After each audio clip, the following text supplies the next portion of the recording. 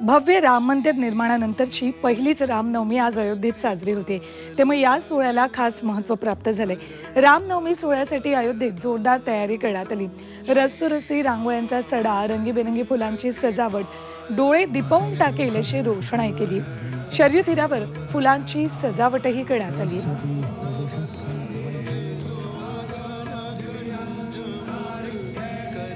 पंतप्रधान नरेंद्र मोदींनी देशवासियांना रामनवमीच्या शुभेच्छा दिल्यात। ट्विटरवरून काय संदेश दिलाय त्यांनी बघूया आपण। प्रभू श्रीराम भारतीयांच्या अंतर्मनात विराजमान आहेत। भव्य राम मंदिरातील पहिली रामनवमी। श्रीरामाचं जीवन विकसित भारताच्या उभारणीसाठी मजबूत आधार बनेल। त्यांच्या आशीर्वादाने आत्मनिर्भर भारताच्या संकल्पाला नवी ऊर्जा मिळेल। प्रभू श्रीरामाच्या चरणी कोटी कोटी प्रणाम।